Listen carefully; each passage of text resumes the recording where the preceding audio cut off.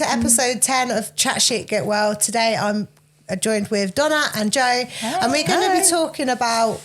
Joe's going to tell you what it is because I can't say the words. Well, we're going to be talking about somatic informed trauma coaching. So just obviously I saw you guys doing the trauma podcast the other day. Yep. Well done. Thanks. Like, it's really tough, isn't it, to get on and talk about stuff like that. And it's so important, I think, like with mental health as it is at the minute, to get on and just really be sort of like vulnerable and open and just share your stories. And I suppose I've had a bit of a long traumatic journey to where I've got to the point where over the last year I've just become qualified as a somatic trauma informed coach. Not necessarily actually in the process of actually using that, but I did it for my own sort of like healing process. Yeah. Where did you hear it? So where did you hear about that kind of therapy? It's like it's crazy. So long-winded story. I met Nikki, my current coach, because obviously I'm training to now prep for competition in gains. And I was in a really toxic, abusive relationship at the time. And the reason I went to Nikki was because I actually was like, do you know what? I need a goal. I need to get my confidence back. And get to the point where I know I shouldn't be with this person, but for whatever reason I'm staying because I haven't got the confidence to leave. Yeah. And I was like, okay, I need a goal. I need something different. So like pre-COVID, I'd do Tough Mudders. I was boxing, you name it. I did it. Like exercise has always been my thing. Yeah. And I thought, well, let's see what happens if I actually bother with nutrition, because I've never bothered with nutrition. Yeah, you've always had the training part. Yeah, I've always had the training part, and then always just ate whatever the hell I wanted. Yeah, lucky you. Lucky bitch. Like, but I was training like a beast. Like when I met Nikki, I was like running 4 times a week. I was boxing. I was doing HIIT. I was doing weights. I was just doing everything.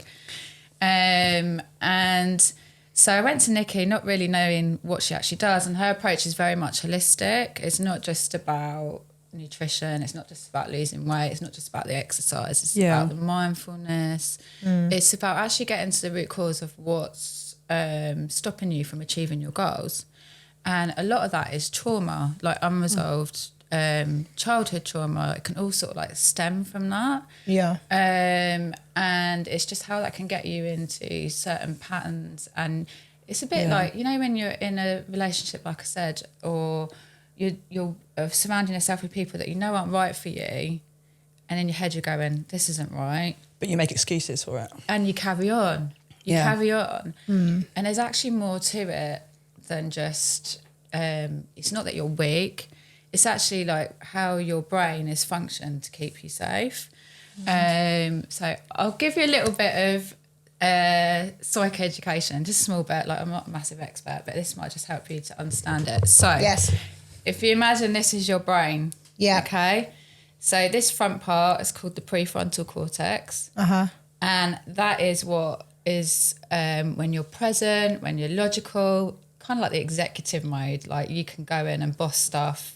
It's not over emotional, but it's also the part that craves emotional connection, and it's the part that differentiates us from other animals.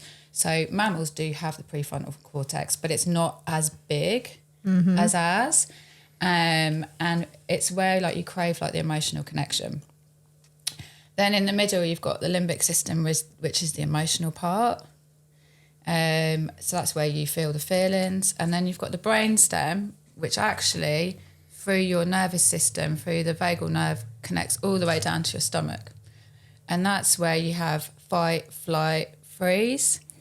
So, and in terms of evolution, this part's been around about 500 million years. The middle part, 400. So it's very, very much developed when you're born. You know, like, and if you imagine this is a surveillance system, your brain is constantly scanning. Am I safe? Am I safe? Am I safe? That's all it cares about. How do I survive? Survival mode, how do I survive for me? How do I survive for the next generation? So you actually have about 7 generations of trauma in your genetics when you're born. So like if your grandparents, it's all wide in. It's a bit like, why am I afraid of a spider? I hate them. That is my biggest fear. Spider in deep water. Yeah, well, it's probably like coded in your genetics somewhere from your ancestors. I know why, yeah. But this front part that we have is only 200 million years old. And when you're born, it is not developed. Okay? So between like the ages of like 0 to 7, you are solely reliant on your caregivers. Now, your caregivers could be good, bad, indifferent, the most amazing things in the world. But as the child, your caregiver will never be wrong at that age because you rely on them. The brain knows that it has to maintain that attachment. Yeah. So it will pick up on anything that's going on. So it could even be, so a trauma doesn't necessarily have to be something crazy out there. Like some of the stuff you guys are talking about is really big, right? Yeah. You know? But it doesn't necessarily have to be that. It's all about the perception of how that child that's your perceives your child something. too, 100%. It's how the child perceives it in the sense that it doesn't have to be hugely traumatic to everyone else, but it's traumatic to yourself. Yeah. So like, for example, you could have a parent that is doing the best they can, but maybe they're depressed, and the child at that age will pick up on the depression and think, well, that's something I'm doing. Yeah. So somewhere along the line, they then, at that point, think, okay, me being my authentic self doesn't work because my mum's sad or my dad's angry or I'm getting this, that or the other. So they start to develop like protector parts. Yeah. Okay. So it might be like people pleasing. Yeah. It might be being angry. Like I was a really angry child. Yeah, Like, and when you're an angry child, bit you're both. really misunderstood as well. And then it's like you're told off for being angry. Yeah. And actually some of the things that I was angry about were quite rightfully so, you know, and we come from that era, don't we, where the adults are always right. No matter what. Yeah. And if you become like that and you're like a people pleaser and you're empathetic, you can then also be like codependent. So I'm definitely like codependent, which is where you look for the outside validation to heal that core wound from your childhood. Yeah. And that's where then you can attract like the narcissists and abusive people in your yeah. relationship. Yeah? See? Yeah. This is what I'm saying. Like, I think I tried to fix them, you guys. Exactly. Yeah. And so, and this is such a long-winded way of saying how I got to answering the question. I'm sorry. No, it's not. It's all right. It's good that you've explained it. Because some people like won't have a clue. Yeah, it's turn on it's the about heating getting, against you? it's about It's getting getting cold, is educated, that I right? think. Yeah. I think is that right? And I never knew any of this. Like when I was younger, I was so interested in psychology. I wanted to be a criminal psychologist. Yeah. And I've always like looked at why do people do this? I've always been hyper vigilant to people's emotions and empathetic. Yeah. And it wasn't until like this last year when I did this course, which came about because of what I was doing with Nikki, because one of her mentors is Caroline Strawson, who talks a lot about narcissistic abuse and recovering from Because it. Nikki does like seminars, doesn't she, where she brings groups of people together and she'll talk about different types of therapy and things like that. So you've been to one of the seminars, Yeah.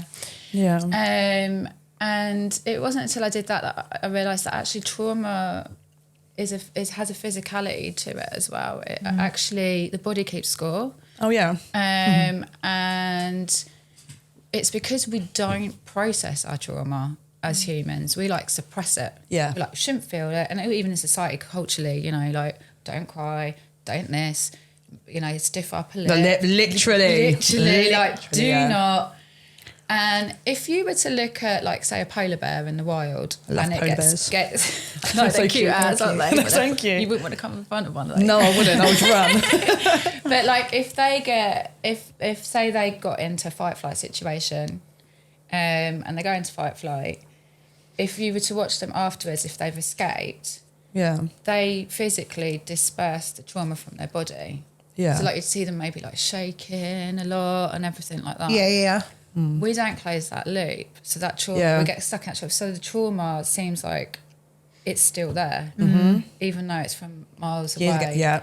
And I suppose like the somatic healing is about actually dispersing it physically from your body. It's about getting in touch with your authentic self, finding out who you are, what makes you tick, what those childhood wounds are, and trying to like heal Connect the dots. And the triggers, and finding like the happiness from within, and knowing that, because a lot of the childhood wounds, everyone's the same. Like we're all humans, we're all wired for connection. It's usually I'm not good enough, I'm not lovable. along those sort of lines. And everyone is good enough just for being them. Yeah. And it's about being able to like heal that part of you so that you can start putting up healthy boundaries, so that you can recognise... healthy boundaries are so important. Yeah, so that you can recognise where things aren't right. And it's like that last relationship that I was in absolutely, from a number of circumstances, absolutely broke me. But I'm so grateful for it because I needed it. Because look how you've come back from it, I was literally bouncing from one toxic, abusive relationship to another. Like constantly. Just caught in the cycle. Yeah, from like age Into my 15, from the age of 15 to 43. Yeah.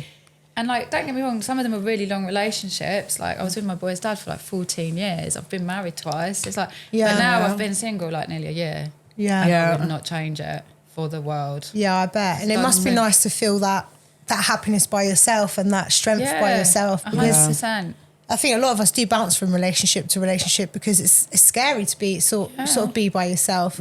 Or you end up like Donna, for instance, being locked out of relationships because you don't want to have to go through that traumatic cycle again and again. Like you sort of feel like every guy, you know, they're all toxic, you know. So she's sort of thinking, you know, every single time it's like, And then I'm like, do I become a little bit like toxic, like masculinity? Do I take that on because I'm so used to it? Guilty like, of being very masculine in my relationship. I've had to. Even though I was in abusive relationships, I was still very masculine.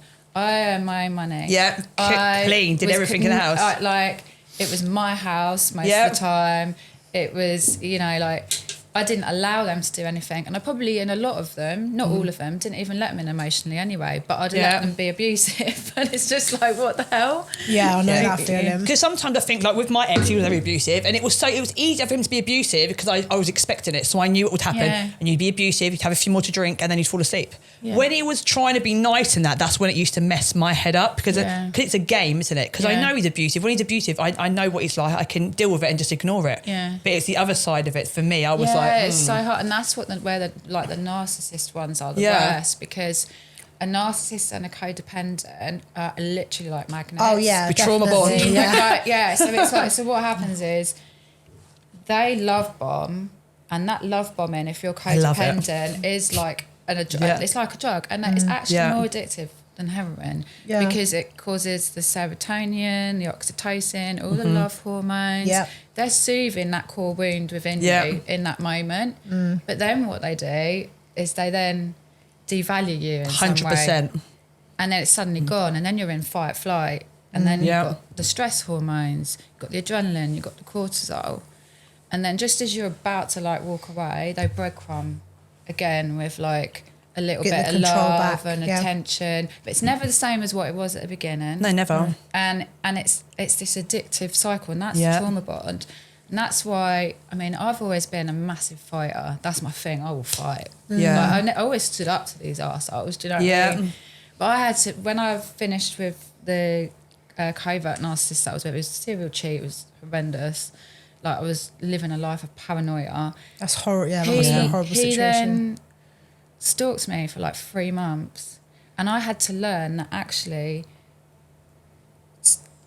I was addicted to that fight and having to not kick off and just do complete and utter no contact silence. No matter what. Was actually really hard.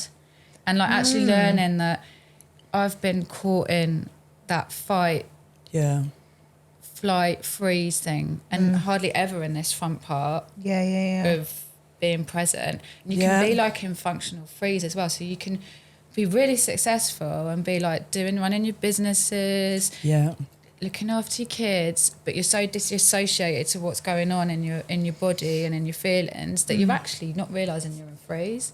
And you have to go through the process of, so it's like they call it like a traffic light, it's a tolerance. So it's like, if this is green and this is like amber, you're getting ready. Like, so you basically, you feel a feeling. Before you even have felt that feeling, it's amazing what your brain's done. Within nanoseconds, it's like worked out. It's gone like, where have I felt that before? Where has this come from before? And it's gone, oh, right, yeah, my programming from X, Y, Z means this. And that's where you get triggered. and then you suddenly flip your lid. Yeah. You're in your fight, flight zone.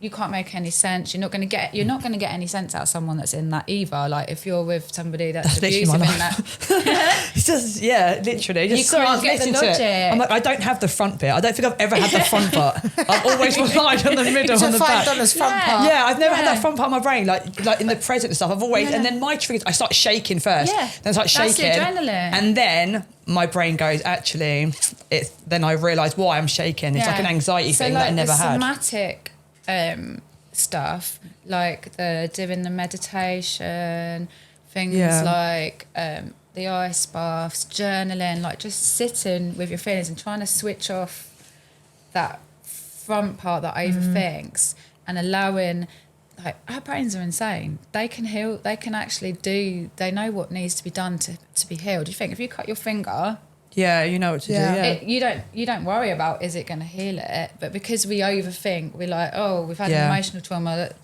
don't. But you have to go back through. So if you're in the red, you have to then. So like sometimes if you feel numb, it's like the stages of grief or something, or in a trauma. If you feel numb, you don't get to the point where you feel angry. But if you then suppress that anger, you're not getting past that point, and you're not getting back to green, so you have to process all of the emotions to get back. But it's difficult. I mean, sitting with your feelings is very difficult, and it is very, very important, and a lot, like, distractions. I've done it for years, and then obviously in my personal experience, constantly being distracted led to having a complete mental breakdown because I didn't deal with it. And like I say, it will find you if you don't find it first. It will find you in some way. It might present itself in abusive relationships for 20 years. It might present itself in having a massive breakdown, but it will present itself. So at some point, and in illness, physical illness, physical. That's the other thing we were talking about, weren't we? 'Cause having, the physical symptoms because I'd recorded a podcast last week, and your mind can make you sick, but your mind can actually make you very well as well. So your mind can give you physical symptoms, and that's something people need to recognise. Because sometimes that's a distractor part. So it's like, you've got things like they say 80% of like chronic illnesses are down to unresolved trauma. Things like IBS, fibromyalgia, MS. But it's your brain trying to also protect you from what it thinks is the worst thing, which is that childhood trauma. It thinks that's the worst thing in the world. It thinks you're going to die from that. And that's also why your brain, where where you keep going into relationship after relationship, you're like, I'm not going to do that again, I'm not going to do that again. No, logically, why not? But your brain will look for the familiar because it knows you didn't die from it. So it will keep you in... It's like a comfort thing. Yeah, it will keep you in uncomfortable, horrible situations, but it knows you're not going to die from it. Whereas if me and you, for example, were to meet someone that was completely secure and safe tomorrow, we'd probably shit our pants. We'd literally be like, I don't like him. I don't like him. Don't know what... I don't know. 100%. Because your brain doesn't know. It's not used to people being nice to me. It's not used to it, and it doesn't know if you're going to die from it. And that's how ridiculous it is. And then we see toxic fuckboys and we're like, oh my God, I love you. I'm not on that level. No, I'm not. I have to say, I kind of feel like I've healed quite a lot from that bit. Not fully. I don't feel like I would attract a narcissist anymore because I think they'd know that... They'd be like, this girl's not going to be for me. You're taking it anymore, She's got her head screwed on her shoulders. She knows what she's doing. And I always had my head screwed on. This is a stupid thing. I always did. But it's just the trauma and the emotions behind it. Yeah, exactly. You can look at something on paper and go, well, I know that's wrong, I know that's wrong, I know that's wrong. But when you actually... But it feels so good. Your feelings different from your rational mind to your your head and your heart are different. Exactly. It's like, why are you not love bombing me? Like, you're not... Why are you not love bombing me? This is the thing, like, I'm in a really... Because they're normal, that's why, but we expect it. When I met my partner, I was shocked by how the relationship was going. Like, it was like I expected so much more, like, arguing and so much more, like... Where's the fight? You're on edge. And like jealous behaviour, and I didn't understand why he wasn't jealous. I didn't understand why he wasn't questioning me, and it made me insecure. So I thought, why doesn't he love me? He's not asking me where I'm going. He's not asking me who I'm spoken to. He's not asking who's liked my photo on Instagram and who that person. And he's not telling me who this person is that's liked my photo. And he's, the amount of stuff that I used to deal with. And I'm like, why haven't you asked me those questions? You don't love me, and he's like, yeah, I do love you, but I'm normal. I'm normal. But then I'm like, well, who's liking your photo?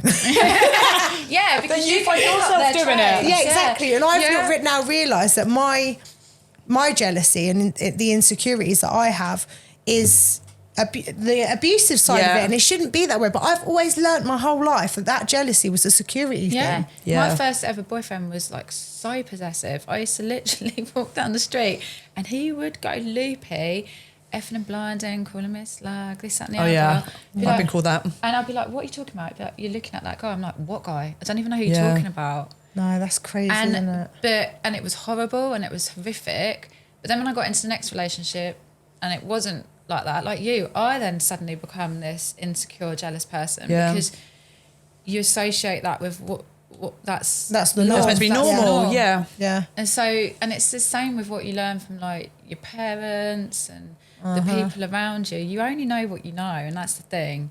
Yeah. And it's about also learning that, especially as like a codependent or someone that looks for external validation, is that everything that everyone else is doing is coming from their past, their trauma, from their thing. 100%. It's not a reflection of you. And once you start to learn that, I had to learn that. Yeah, it's not a reflection of you. It's a reflection of them. It's what's going on in them. And it's like, you know, I do actually feel quite sorry for narcissists because they are actually the most wounded people and they will never be able to get help and heal because they will never be able to, they can never look inwards. They're always going to look outwards. Yeah, they will never see. I mean, mine went to therapy with me and all sorts, but it was just lip service. Oh, really? Yeah. Absolute lip service. Yeah. They will play the game, they will manipulate. They sit there and cry and everything. Oh, yeah. Honestly. Oh, my gosh, my ex did. Yeah, he wanted to commit suicide because he got caught having an affair. I mean, fuck off. Like, what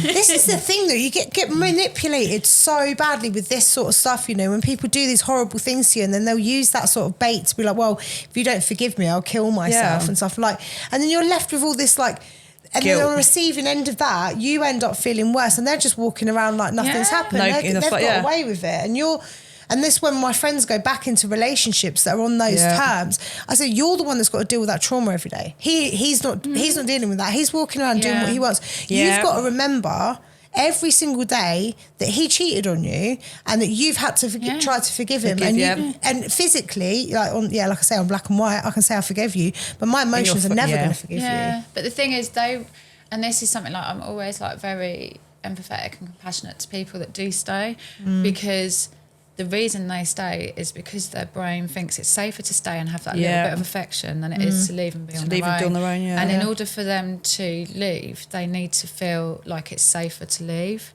Yeah. So what are your options? So what would you say if someone was in that situation? What would you say would be the best route for them to find safety externally from their relationship? I mean, obviously, if they're in physical danger, they ideally need to be speaking to the police, like the women's refugees and stuff. But I mean, in terms of doing stuff for yourself, I think the best thing you can do is really start to look inward and work on yourself and work on getting your confidence back. And things like, you know, just like little things, like even just from like when we start with Nikki, it's like getting the right amount of water in a day. Yeah, getting it makes the right such a difference. Gratitude, speaking to yourself how you would speak to a loved one. Like our internal dialogue can be shocking. Like, you know, like Donna. if you're looking in the mirror and going, oh my God, you fucking fat as fuck. 100% that's me. Well, for instance, like, me and you Donna... would not do that to... Well, you might, but I would never do that to anyone Me and else. Donna had a photo shoot yesterday, and I sent her one of the photos this morning, and she was like, it started really good, and it was like, oh, I love this photo, it looks really good, but this, oh, I'm going to work on that because that needs to be better, and I was like, Donna, I was like, chill. I was like, it's a really fucking nice photo. You're just beautiful, take it for what it is. But you've got to know that for yourself. It doesn't matter how many times people say that to you. I will never do it. I think it's a body dysmorphia. I always tell people I'm 5'7", but like a caravan, I'm a strong 3. Like, and it's always one of them things. Like, it started off as it's a bit of a joke, but now it is. But yeah, I think retrain your brain. Do you know like Joe said, it's really important to think about how you would speak. Would you speak to your children like that? No, my snuggly bears. I love them so much. Do you know what? I think probably once upon a time. You should be talking to yourself. Do you know what? I think once upon a time, I probably looked in the mirror and thought, mate, I'm pretty fit. And my ex probably said, why do you think you're pretty? Do you actually think that you're pretty? Like, I think if that's how it started, but yeah, that's and they think what you're full of yourself and that, and then it made me think, okay, well maybe I'm not pretty then if I'm being told like, why are you in the mirror thinking you're pretty because you're not? So I think I got told that I'm not pretty so many times, and now it's just embedded. Yeah, well they say you've only got to hear something 3 times to believe it. Oh, 100%. My favourite number is 3. Oh, fuck. I'm fucked. I'm going. Start practicing it. Like, it's just, you know, like, you don't even have to believe it to begin with. Yeah, like, true. it's like me with, like, I used to be literally, I come from quite a glass half empty family, and I don't, like, they're lovely, don't get me wrong, but, you know, like, the brain is also wired to be on the negative side because it's got, again, look for problems to solve for the next generation. Yeah. But I've worked really hard to like switch that to positive, and I now found it's quite automatic. Like if something goes wrong, I'm always looking on the positive side now. I'm a bit more like Pollyanna, like, you know. That's good though. But it's a good way to be. it takes time. It's like, it's just literally like, they say like 21 days to change a habit, maybe 60, 90 days to make sure that it actually stays there. Yeah. So, you know, like the gratitude stuff, it does work. Like 100% sitting down writing works. 3 things. I used to sit there when I began it and go, what the fuck have I got to be grateful? Oh right, okay, the sun is shining, I'm alive, you know, and I wouldn't even necessarily believe or feel what I was actually writing, and now I'm like there going 35 pages later.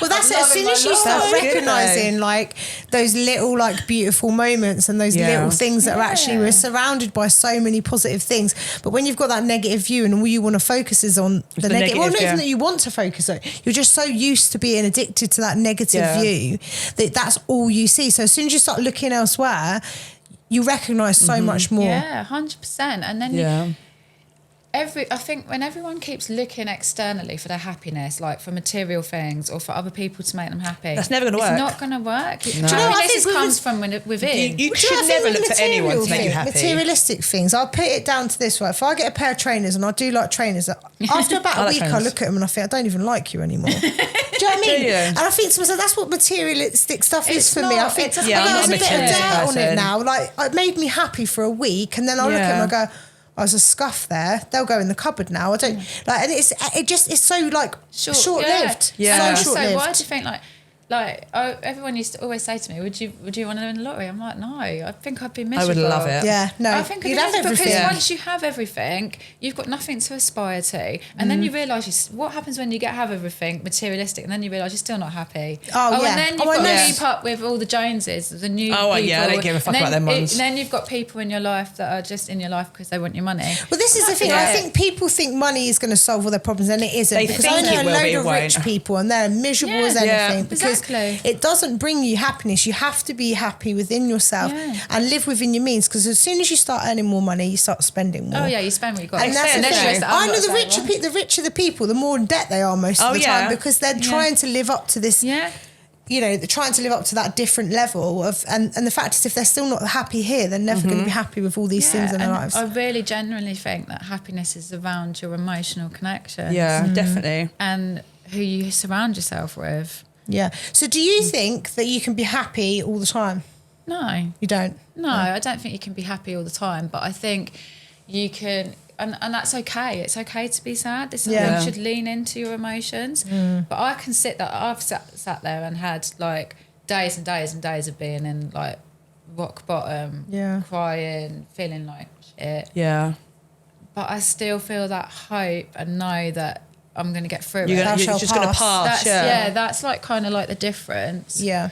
And I just always think, I count my lucky stars that I just had a random teacher because I was really naughty at school. surprise. Hated school. I think I was probably quite like depressed, not even realising it, like at 15, traumatised. And I got sent to like, you know, like the naughty teacher she just said to me, exercise is the best thing for mental health. And I just think I'm so glad that I had that conversation, and exercise has definitely got me through my life. And to the point that it probably was a very big protector part and an addiction. And I think now I've realised there's more to it. Yeah, there's a lot more. I've got the tools to kind of I think exercise for me was the first part of my healing journey, and I'm still healing now. But me too. I think when people look and they go, "Oh, I want to heal," but what do I need to do? An ice bath? I need to breathe breathwork. I need meditation. I need to do exercise. I need to eat plant based. I need to, and then I don't think I can do it. Well, actually, you just need to take choose that one step. Yeah. It might not be exercise. It might be you're going to get up in the morning and do an ice bath. It might be that you're going to switch your diet up a little bit and make sure it's less processed. But as soon as you start doing that one step, the doors will start opening to everything else. We're not all perfect. We're not ticking all the boxes every single day.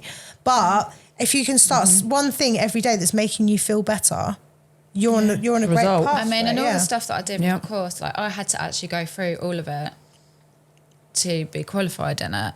And it was amazing. It was such an eye-opener. Like, it was like going through mapping your nervous system. So how do I feel when I'm in freeze? How do I feel when I'm in fight flight? What does the world around me look like? What triggers me to get into that point? What keeps me in that point, and what helps me get out of that point? But how can I help myself get out of that point? How can others help myself? And what gets me into the green? And then, like, what protector parts come up? So am I like a perfectionist? Am I a procrastinator? So like, like when you want to do something and you want to do it, but for some reason you're procrastinating. And you're like, why am I procrastinating? And actually, it's like just sitting down and with that part and going, why are you here? What are you trying to protect me from? And it might be like, for example, if I actually go and do this, I'm putting myself out there to be judged. Yeah. And it's that, and again, it'll link back to that fear of not being good enough, maybe, if that's rejection, your childhood wound. So like I say to you, when you were saying about not feeling pretty, it might link back Story of my life. No, but it might link back to something in your childhood where you're not feeling lovable or good enough. But then maybe they've tapped into that abusive person's tapped into that core wound and poked it. But you have to be kind to yourself, because it's like there were times I had to stop, like, and take a breath and process. Like I was like, let me get through this course. But you can only go as fast as your nervous system will allow. Yeah. Okay. And it's up and down. Up and down. Well, that's that Roll meme. it I out. shared that meme the other day, didn't I? And it was a little girl like screaming, and it said something like, I thought healing was going to be meditations and crystals. Crystals. Yeah. And it's like, the kids like, because it's literally like, oh, I'm okay, I'm okay. Like, you've got to expect that you're going to have to those ride bumps. it as well, like roll with it. Yeah, and do you know what? It just sprung to mind, like we've all had kids, right? Yes. So giving birth, you're probably in your most natural state, aren't you, in terms of like the stuff that comes out your mouth. No fucks given. Yeah, I mean, I have no filter anyway. Yeah. But like, you could be mooing like a cow or whatever. Oh, yeah, I did moo. And well, that's the sort of thing, like, to heal that trauma, you need to just tap into that, like, primal bit and just, like, at the right side of the brain and just allow it to do whatever, cry, shake, scream, like... I've had some times where I've been in my car, like, literally screaming and crying the whole way home. And I would never have done that as a child. I would never cry. I never cried until I had my child, I don't think. And then I used to cry at the telly. I'd never cry for me. I'd cry for other people. Yeah, I cried in the car. Mine is music. Yeah, because I read your one. Music. I could it could be TV, film. It could be something when people send me on Instagram and I'm like, why do you send me these emotional videos? But it's the music that makes me cry. Like I can tap into music, like my soul is like music, where it can make me happy, sad, angry. Depending on what I put on, it can affect my whole mood. Yeah, but do you actually cry for yourself? And this is what I'm saying. It's like, now when I start getting all like super empathetic and tapping into other people's like trauma in my head, I'm like, okay, what's that telling me from my younger childhood? Is that something that I missed? Like, am I relating to it and feeling sorry for them? And should I be actually working on myself for that bit and giving myself that empathy? Because it can be a distractor part, can't it? Like getting involved in other people's, like I'll go around helping other people but not help myself. Massively. I think I've done that for a hell of a long time. Trying to help other people and didn't help myself. I was like, And you can still be that person where you help other people. Like, I want to help other people. And like the main reason that I've done all of this is I do not want my boy growing up in a world where there's a pandemic of mental health and toxic relationships. I've got a house full of boys. You know what I mean? He's seen enough. Yeah, same. In his lifetime already. And it's like, I want him to know that it's okay to be his authentic self. Yeah. And that I love him regardless. Like, and I think that's all that the children you can need do with to kids. know. Yeah, Make them feel safe. So it's really, being authentic is basically, I would put down being authentic. So I'm trying to write a seminar at the moment, which is basically Zero Fucks. I love it. Which is basically a seminar about just owning yourself and being like, yeah, I'm not perfect, but you know what? I don't give a fuck. Perfect, And if you're going to judge me, that's your problem, because I'm happy with myself. Yeah. So it's basically a seminar about tools that you can use to get into that frame of mind and how to work on yourself. Because, I think when I stopped, I've spent my whole life pretending to be someone I'm not. Yes, and that doesn't make you happy, it makes you ill. It makes you sick. Yeah, it makes you sick. Like you said earlier about the IBS, it can make you... I've had IBS my whole life since I was 14. I was actually not in school because I couldn't go to school because I was that sick from stress that I basically had to stay at home because I was just, my stomach was in pieces. So I was on medication for years, and it's only since I found exercise, and don't get me wrong, yes, my diet's changed and stuff like that, but you know, it's the stress factor because now if I do get stressed, if I've particularly gone through a bad time, my IBS might come back, but most of the IBS issue is because of my stress levels. 100%. So it can make you like physically sick, obviously, you know, the depression, the anxiety and the IBS, and skin infections, like infections like eczema, acne, your hair can fall out. There's so many things, and that's why like they say like women are potentially more prone to cancers because they're tend to be more the people pleasers. I think there was a book that Roy, the guy I interviewed last time, and it was like the 7... I tagged it in the last podcast, but it was basically about the stress and how it affects the genetics. And it's actually scientifically, you know, the data is there to show you that your thoughts and how you feel and how you perceive things changes your DNA. So and they talk about in the book the cancer cells and stuff, and how that, and even like when your child's in the womb, especially like if it's a girl, there's like 3 generations of DNA in there because the ovaries are like developed. Your ovaries are developed in the womb before you come out. All the ovaries that you'll ever have in your lifetime are developed when you're in the womb. So you've got like your grandma, your mum. Really? I never knew that. It's mental. Man, I've got Do you know what? I've always wondered what people talked about when they talked about ancestral. Because a lot of people, I'll be honest, I didn't know anything about it. People will say to me about doing like, and they'll say, oh, this is from your ancestors. I talk about spiritual stuff. You know, and I've always thought, I actually don't know what you're talking about. But that makes sense now because there's science behind what they're saying. If you're carrying that already in you, then that makes more sense. Because a lot of the stuff in the brains, you know, you've got 7 generations of trauma. It's a lot of family have a lot of fucking trauma. No wonder we're all screwed. But that's why I'm doing a DNA ancestry.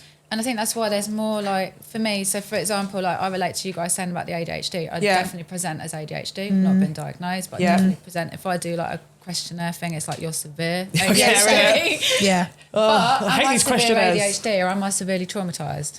Like the trauma, PTSD presents in the same way as ADHD, and it's no coincidence that there's more and more kids with ADHD, and I think it's actually that we're not resolving our trauma properly and we're not educated. That as well, You go to the doctors, they're likely to give you a pill. Antidepressants. I get doctors all the time for whatever. I can have a broken leg and give me antidepressants. Oh, well, I'm telling you. When I went with perimenopause, antidepressants. I'm like, no, I don't need an antidepressant. I'm only suicidal for 2 days in a month. Definitely. Yeah, I'm not. Like, that must be what I'm going through then, because I swear every bloody month I'm due on, I feel like the worst feeling of literally I just want to, I'll be driving my car and I'll be like, I just want to drive this car into a wall. Like I'm just so stressed. Like with my perimenopause, because it can go on for like 10 to 15 years. Like, so you know, like fuck my life. Do you know what I mean? I found like I'd have like the first week of the month, I'd be like my happy normal self. Then around the time I ovulated, it was like a switch went off and it's like, no fucker come near me. I'm like aggy as fuck. Yes, mid-month. No patience. And then like gradually as I got nearer my period, I'd have like 2-3 days before where I literally want to die. But I'd literally have to have conversations in my head going, Joe, you know, this is just hormonal. It's just you're trying to like speak to yourself from a different like other person. I used to call it my conscience, like my 2 people on your shoulder. I'd like bleed and just go, Oh, I love that. Yeah, because you literally go to the toilet, you see it on the paper, the tissue paper, and you go, thank fuck. I wasn't losing my mind. It's just my hormones. At least I feel. And then I have the best 5 days when I'm on. I'm like, I love it. Isn't that annoying when you're on? You have the best 5 days. Yeah. So mine, because I'm angry or I'm sad, like I just cry. Then I come on and I think, I knew I want a little bitch. Yeah. But I cry like the stupidest of things. You do get that anyway, like with period cycle, but I think with perimenopause it's heightened. Yeah, no, I've noticed that probably in the last 2 years I've noticed that I've got a heightened heightened anxiety a couple of days before anxiety on, and I feel really angry. Like I said, I was like always fight. So like if I'm afraid of something, I'm going to do it. The only thing that I get anxious over is driving. But when I started hitting perimenopause, I started to get really anxious, like even about leaving the house and stuff. And I'm like, well, this is I get that. Wow. I sometimes don't. My kids can go to their dad's, like they only go twice a month. But that weekend, I can sit in my house on my own all weekend and not go anywhere. And then sometimes the Sunday, I'm like, I want to punch myself in the face because I'm like, I could have done something on Saturday, and I can stay in my house all day by myself and make excuses not to hang out with anyone. And really, I'm literally on my own doing nothing. That's mad, isn't it? That's crazy. How your head can just affect you like that much. Because I want to go out. I feel like we need to work on your self-love. Do you know what I know? I feel like I was born with a sign that said, bitch, you're fucked. We need to hang out and work on self-love. Yeah, and that's why I'm doing a DNA, ancestry DNA thing, because it goes, obviously me, my mum, my nan and my auntie are twins, and then they were adopted. So we have no family background. Yeah. So when people say to me, you're obsessed with your family, and I think, do you know, I just want to know, because a lot of people in my family are on the spectrum. Like a lot, like 99% of my family. Are on the spectrum. And I'm like, anyone that's not on the spectrum. If you don't see me next year, I always say Area 51 are taking me in my family. I'm telling you. So yeah, I'm going through that at the minute. So we'll see what happens with that one. But yeah, we do need to. I think you're having your levels tested as well, aren't you? Because your estrogen's quite low, isn't it? At the moment. So that's another excuse. But honestly, I recommend getting HRT. Fuck the depression tablets. Yeah, they've said to me, HRT, they give my hormones and that are really low. I had mine tested. I've done all my blood work myself anyway, and I was fine like 2 years ago. But you know what, with the blood work, this is what they don't tell you. And I didn't realise until I saw like the Davina McCall documentary, is that when you're perimenopausal, it's like pot luck when you go to get the bloods as to whether or not they come back. Depends. Because you're up and down. So I went and got my bloods done because I was presenting like perimenopause, and they're like, you're fine. So then I left it another year, 2 years, and then it got worse. And then I saw the like documentary, and then I spoke to somebody, and they were like, definitely go and speak to your doctor, and this is what you need to know. Unfortunately, I spoke to this random doctor, and they were just really like understanding. But the first thing they said to me was, we can put you on antidepressants. And I went, no, you don't need them. No. I don't need antidepressants because, like I said, I'm only suicidal one day a month. Yeah, it's not like so it's like not all the time. I said, I need a HRT. And the other reason you need it is because estrogen is literally does everything for you in your body. If you look at a brain scan before and after menopause, if you don't have the estrogen, your brain literally like shrinks. Yeah. The memory and it's linked to like Alzheimer's and all sorts of things. I mean, I love that there's so much more awareness about this perimenopause and menopause. That's what they thought I was going through recently. It's great because even the Davina McCall, the fact that she's spoken out about it has brought so much awareness, because for years we've always just thought that older, late 30s, 40s women would go just dicks. Mental, we've always just thought, a bunch of dicks. Oh, there's another Karen sort of thing. I remember one of my neighbours was going, literally. One of my neighbours, we were like really, really good friends and that. And then one day she just started switching, like we fell out. She was knocking on my door, shouting at me, going, like aggressive. And I'm like, what? I'm thinking, you absolute nutcase. Like, don't talk to me. Like, and do you know what? It was she was perimenopausal, so she had to go on the HRT, and within a couple of months she was back to herself. But that could have gone undiagnosed for another 10 years for her to not know that that's what she was going through. She could have just thought, oh well, I must be just going like losing the plot. It was just literally the hormones. Just crazy. It's mental what it does to you. And that's why you got to think about when going back to like the narcissistic abuse and the trauma bonding.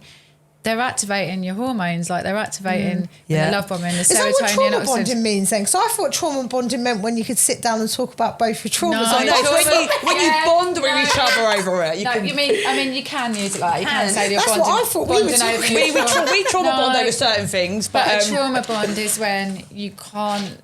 You're addicted to that abuse cycle. You can't. leave because they've basically tapped into, when they've love bombed you, they've tapped into your childhood wounds, and then when they devalue you, they're also kind of tapping into that because they're making you feel like what you thought when you were a child or how you feel is actually true. You're not good enough. Like, you're not pretty enough. Well, I apologise for our previous podcast then, Donna, because I thought trauma bonding was where you sat down and you went, that's what I thought a little bit. This happened to me. Well, Should we make our own trauma bond? We have our own trauma bond. It's a type. We bonded over your trauma. Yeah, that's what we did. Yeah. See, we're not very good with the terminology. We're bonding over our trauma. Yeah, we're bonding over trauma. So being able to sit down and talk about, I went through this, so this is how we can help each other. But we're like a little trauma crew. But no, there is actually a terminology called trauma bonding. Yeah. Trauma bond, and that's why.